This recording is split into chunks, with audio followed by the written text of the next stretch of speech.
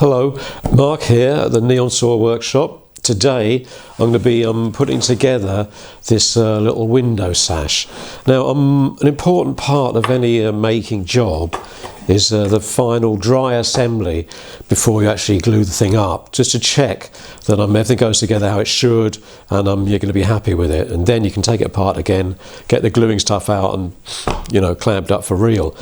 So our process then is aided by hopefully some clear marking that you would have exercised at the making stage when you're marking out before you did all the machining or forming the joints, that type of thing.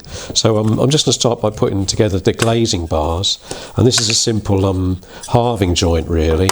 Then I'm going to get the top rail, which is this one here. I've got T written on it, so I can't forget which piece it is. And that little stub tenon, this little stub tenon here, that goes into a little mortise in the appropriate part. And here's the bottom rail going on.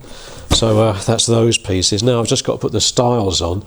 So I've got the right hand one, the left hand one here. So we can fit the tenons into the mortises. Just gradually ease those in, locate that nicely. That's as far as that one wants to go. Let's do the right hand one. Okay, you can see it's important. Not only does this give you an idea of if everything works all right, but also it kind of warms you up for the finished assembly when you're going to glue it all. Now that looks a bit crooked, doesn't it? So let's see what's going on there. See, these are all the reasons. That's better. These are all the reasons why you do a dry assembly, so you can check that everything's going to be fine. It doesn't look too bad.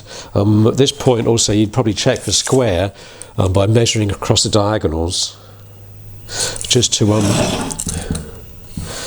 because when the glue's going off and such like, you don't want to be getting it out of square, because square is very important. So I would do this, and I can see that this will be able to achieve a squareness. So I'd be happy with that. I think I might just make a final one or two little slight improvements there, but essentially that's our job. And the next stage really would be just to improve possibly one or two of these meeting points there, and then get the wood adhesive out, the clamps and a damp rag, and glue the thing together. So there it is, a little sash window.